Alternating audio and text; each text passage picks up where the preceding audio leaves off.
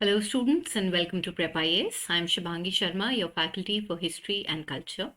Students, as a part of this particular series, we are conducting a crash course for History and Culture for UPSC CSE Prelims 2023. And today we are going to talk about another important topic, that is Iranian and Macedonian invasions in India. Now, students, in the last lecture, we had spoken about how there was a second urbanization in India. When we talk about the second urbanization in India, this is something that had happened around 600 BC in the Indo-Gangetic plains. As a result of the second urbanization, students, you will see that three processes are happening at the same time. In that, we have rise of Mahajanpads, with which we have dealt in the last lecture. Apart from that, students, we see that there are Iranian and Macedonian. For the first time, you see that foreign invasions are happening in India. And apart from that, in the religious landscape of India, we see that two new heterodox religions, that is Jainism and Buddhism, are emerging. So this is something that we have already completed. In this lecture, we are going to complete the foreign invasions. And in the next lecture, we are going to talk about Jainism and Buddhism. तो यहाँ पे start करते हैं students Iranian मैकेडोनियन invasions के साथ। देखिए, जब हम 600 बीसी की बात करते हैं तो इस टाइम पीरियड में इंडिया में पहली बार नॉर्थ वेस्टर्न फ्रंटियर जो है हमारी, वहां से फॉरेन इन्वेजन्स होते हैं। एक के बाद एक हम देखते हैं कि दो एम्पायर्स इंडिया के नॉर्थ वेस्टर्न फ्रंटियर पर अटैक करते हैं। पर इन दोनों ही इन्वेजन्स की अगर हम बात करें तो ये नॉर्थ वेस्ट पे ही आके रेस्ट्रिक्ट हो जाते हैं स्टूडेंट्स, इससे बहुत ज्यादा आगे आके अपने एम्पायर को एक्सटेंड नहीं कर पाते। सबसे पहले हमारे यहाँ पे इरानियंस आते हैं और इरानियंस के बाद हमारे पास मैकेडोनियन इन्वेजन्स होते हैं जिसके रूलर हैं अलेक्जेंडर। इरानियन इन्वेजन्स की बात करें स्टूडेंट्स तो इरानियंस का जो एम्पायर था उसको हम बोलते हैं एकेमेनिड, इसको हम बोलते हैं एकेमेनिड एम्पायर। और जिस रूलर ने एकेमेनिड एम्पायर और जिस रूलर ने हमारे ऊपर अटैक किया था उसका नाम था डेरियस। यहाँ पे स्टूडेंट्स आप देखेंगे कि जो अटैक है वो नॉर्थ वेस्ट फ्रंटियर से ही हो सकता है, क्योंकि नॉर्थ वेस्ट फ्रंटियर पे हमारे पास में हिमालयन रेंजेस में बहुत सारे पासेस हैं, जैसे कि खाइबर पास। तो इन पासेस के थ्रू निकल के ये जो आर्मीज होती थी ये नॉर्थ वेस्ट फ्रंटियर एंटर कर लेती थी इंडिया का और फिर वहां से अटैक किया करती थी। नॉर्थ वेस्ट फ्रंटियर की स्टूडेंट्स अगर हम बात करें तो अनफॉर्चुनेटली आप इंडिया की पूरी हिस्ट्री में देखेंगे, चाहे वो एंशिएंट पीरियड हो गया चाहे वो मिडिवल पीरियड हो गया, नॉर्थ वेस्टर्न फ्रंटियर पे जो भी एम्पायर्स हैं वहां पे आपको बहुत कम यूनिटी देखने को मिलेगी। इस टाइम पे अगर हम बात करें तो हमारे तीन मेजर महाजनपद हैं जो कि नॉर्थ वेस्टर्न फ्रंटियर की तरफ बैठे हैं। इसमें हमारे पास है कंबोज, गांधार और Madra. It's not Madras, it is Madra. तो हमारे पास में तीन महाजनपद यहाँ पर बैठे हैं। हमने ऑलरेडी महाजनपद का डिस्कशन किया है स्टूडेंट्स, और हमने देखा था कि नॉर्थ वेस्ट की तरफ दो बड़े महाजनपद बैठे हैं, कंबोज और गांधार। अब ये जो प्रिंसिपैलिटीज हैं ये आपस में क्या है, लड़ती रहती थी, और इसकी वजह से हम देखते हैं there is no unity whatsoever between them. Now, what is going to happen? These foreign powers are going to take advantage of this no unity between these principalities, and as a result, they will be successful in capturing these areas one by one. Keeping this in mind, students, the first attack is from the Achaemenid Empire, who claim an Iranian descent, यानी कि Iran की तरफ से ये लोग आए थे। ये जो अटैक होता है students, this happens in 516 BCE, and here we see that the ruler who is invading India, his name is Darius. अब स्टूडेंट्स, डेरियस की अगर हम बात करें तो नॉर्थ वेस्ट की तरफ से ये आते हैं और पंजाब को अनेक्स कर लेते हैं।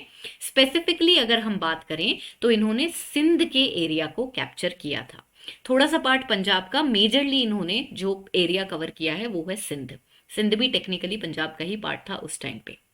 अब देख रहे हैं स्टूडेंट्स हम कि ये जो सिंध को कैप्चर कर लेते हैं ये बनती है एकेमेनिड एम्पायर की 20th सत्रपी। ये बनती है एकेमेनिड एम्पायर की 20th सत्रपी, और सत्रपी का मतलब लिटरली होता है province. It will be very important to note, students, that this 20th satrapy of the Achaemenid Empire is the richest province. सबसे ज्यादा पैसा ये इसी 20th satrapy से निकाल पाते हैं जो कि इंडिया का पार्ट है। इस सत्रपी में स्टूडेंट्स आप देखेंगे ऐसा माना जाता है कि डेरियस इस सत्रपी से हर बार almost 360 talents of gold yield करते थे। एक टैलेंट का मतलब होता है, one talent is approximately equal to 35 KGs. तो आप 35 केजीज को 360 में मल्टीप्लाई कर लीजिए, इतना गोल्ड यील्ड कर पा रहे थे ये लोग अपनी इकलौती सत्रपी, दैट इज 20th सत्रपी से, जो कि इंडिया का पार्ट थी। और इससे स्टूडेंट्स हमें पता चलता है कि इंडिया फाइनेंशियली कितना स्ट्रांग था when it comes to ancient India. Apart from that, students, you will see that this part of Sindh and part of Punjab became a part of the Iranian Empire till 330 BCE, because at this time we see another empire attacking India, which are the Macedonians, and these Macedonians rise to power under the very famous ruler whose name is Alexander. अब यहाँ पे students जो Iranian invasions हुए इनका impact देखते हैं। Impact की अगर बात करी जाए स्टूडेंट्स, तो इरानियन इन्वेजन्स की वजह से इंडिया और ईरान के अंदर कल्चरल एक्सचेंजेस होने लगे। उसी के साथ साथ हम देखते हैं कि दोनों ही एरियाज के अंदर ट्रेड फ्लरिश करी। मैंने आपको लास्ट लेक्चर में बताया था कि महाजनपद पीरियड में शॉर्ट डिस्टेंस और लॉन्ग डिस्टेंस ट्रेड दोनों की दोनों बहुत फ्लरिश कर रही हैं। लॉन्ग डिस्टेंस ट्रेड के फ्लरिश करने का कारण क्या है? लॉन्ग डिस्टेंस ट्रेड के फ्लरिश करने का कारण है दीज फॉरेन इन्वेजन्स, जिसकी वजह से हम एंशियंट सेंट्रल एशिया के एम्पायर्स और यूरोपियन एम्पायर्स के साथ कांटेक्ट में आते हैं।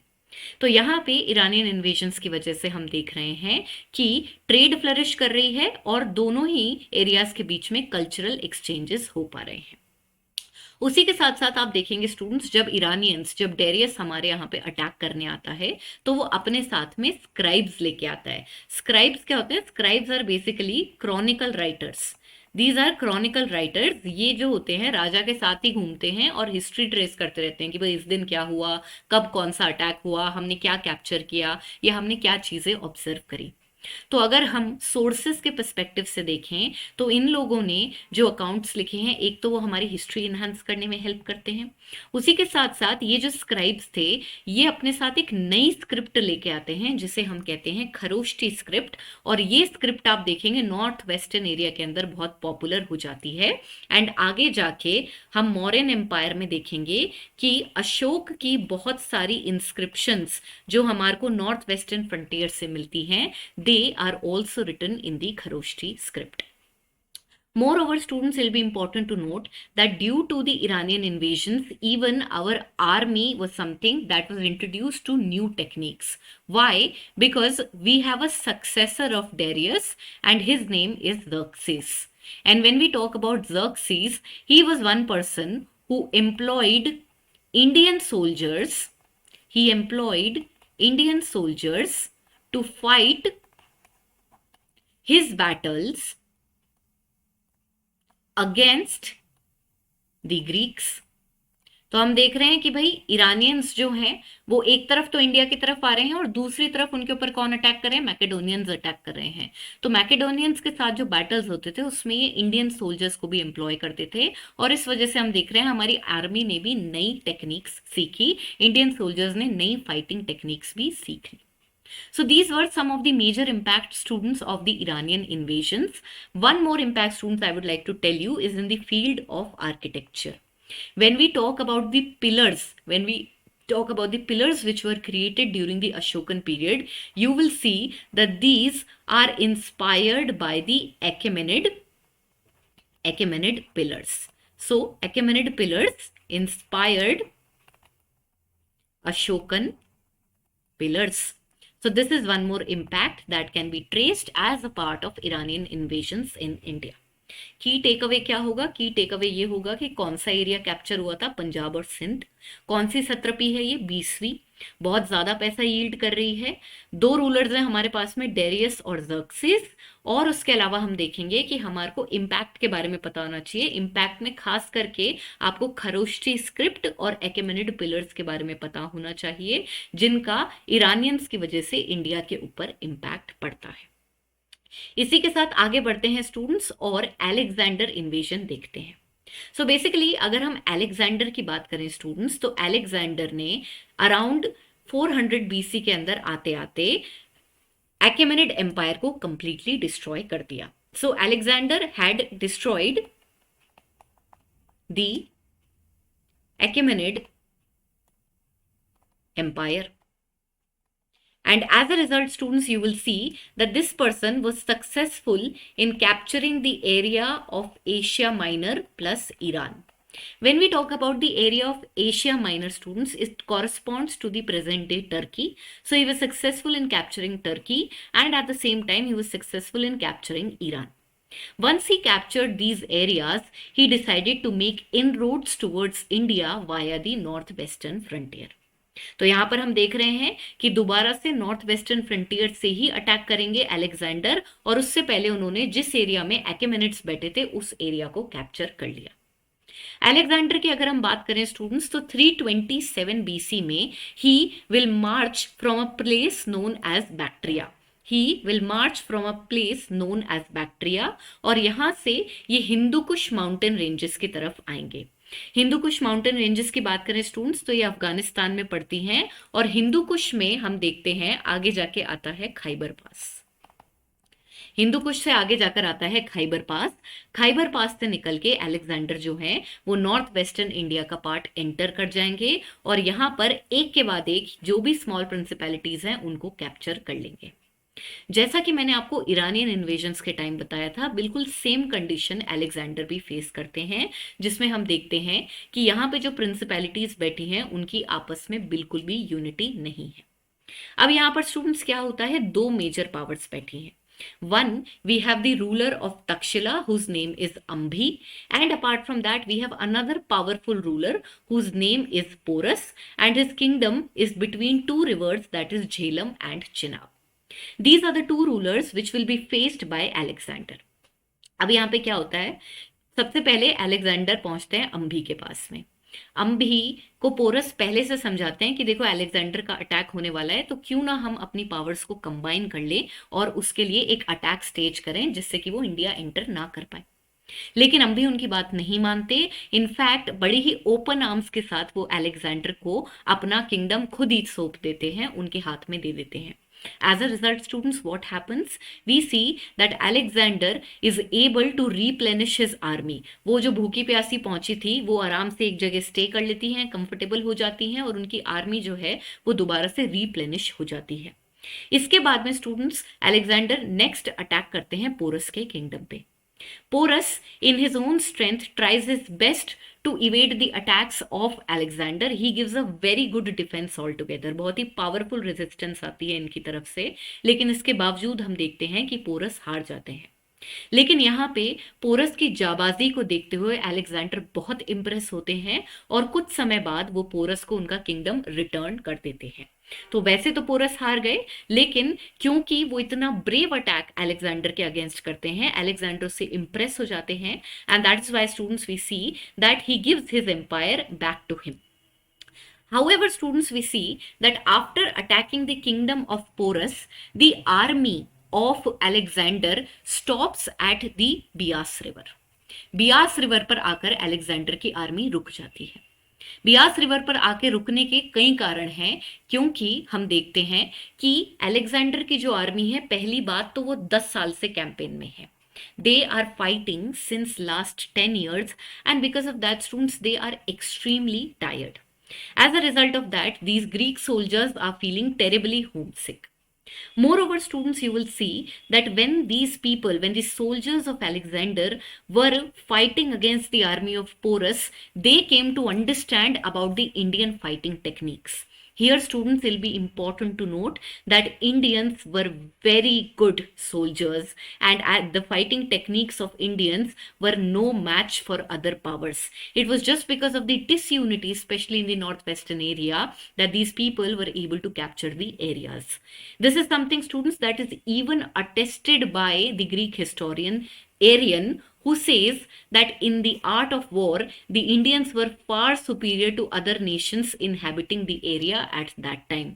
तो यहाँ पर हम देख रहे हैं ग्रीक हिस्टोरियंस खुद एक्नॉलेज कर रहे हैं कि इंडियंस की फाइटिंग टेक्निक्स बहुत स्ट्रॉन्ग थी, और कहीं ना कहीं अलेक्जेंडर की आर्मी इसकी वजह से भी बहुत ज्यादा घबरा रही थी।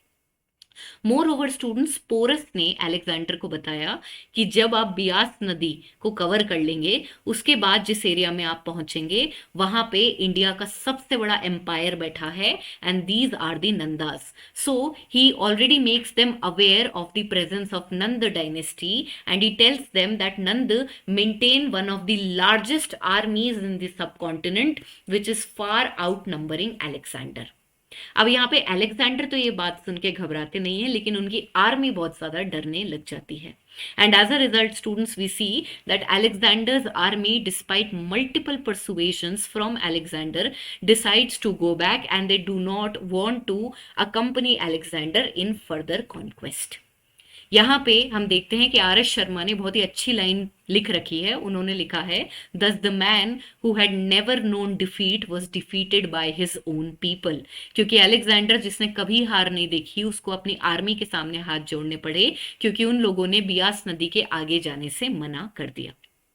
इसी की वजह से हम देखते हैं कि अलेक्जेंडर का इंडिया में टाइम बहुत शॉर्ट लिव्ड था. मात्र 1 साल के लिए वो इंडिया में थे और बियास नदी से वो रिटर्न कर जाते हैं क्योंकि उनकी आर्मी आगे जाने से मना कर देती है. यहाँ पे स्टूडेंट्स हम देखते हैं कि जब वो वापस जाते हैं तो अपने रास्ते में बीच में बहुत सारे छोटे छोटे एम्पायर्स और कैप्चर करते हैं, लेकिन क्योंकि अल्टीमेटली उन्हें घर वापसी करनी है, इस वजह से मेजॉरिटी ऑफ द एम्पायर्स जो वो कैप्चर करते हैं वो वापस से पुराने अपने रूलर्स के साथ में री इंस्टॉल करके चले जाते हैं. लेकिन स्टूडेंट्स यहाँ पर आप देखेंगे कि ऐसे बहुत सारे स्ट्रेटेजिक एरियाज थे जिनके अंदर अलेक्जेंडर को लगा कि मुझे कंप्लीटली इंडियन रूलर्स के हाथ में देकर नहीं जाना चाहिए, और इसकी वजह से कुछ एरियाज के अंदर स्पेसिफिकली वो अपने ग्रीक गवर्नर्स छोड़ के जाता है. यहां पर स्टूडेंट्स हम देखते हैं कि इंडिया के कॉन्क्वेस्ट के तहत अलेक्जेंडर 3 सिटीज इंडिया के अंदर बनाता है जिनको वो ग्रीक गवर्नर्स के अंडर छोड़ के जाता है. इन 3 सिटीज के नाम है अलेक्जेंड्रिया, जो कि काबुल में थी. उसके अलावा हमारे पास है बोकेफाला, जो कि झेलम नदी के तट पर थी. और उसके अलावा हमारे पास है अलेक्जेंड्रिया, जो कि वो सिंध में इस्टेब्लिश करते हैं.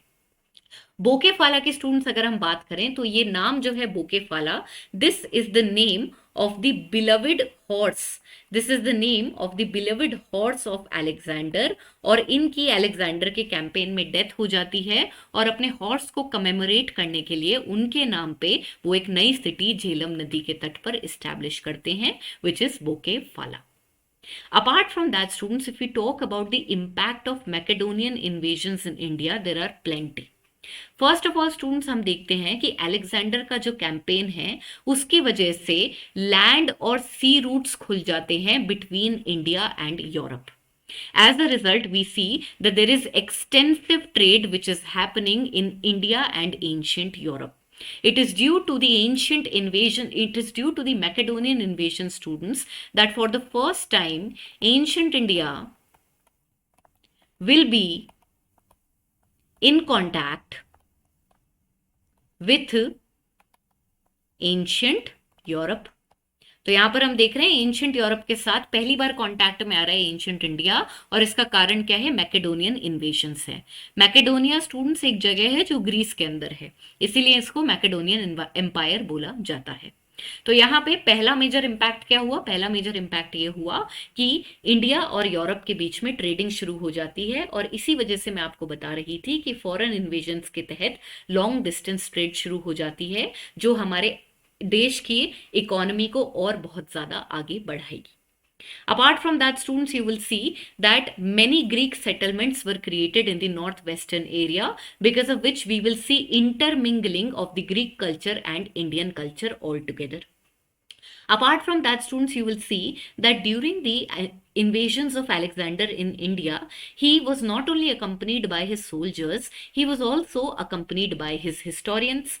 Historians का काम क्या होता है? सारे इवेंट्स को डेट बाय डेट लिखना.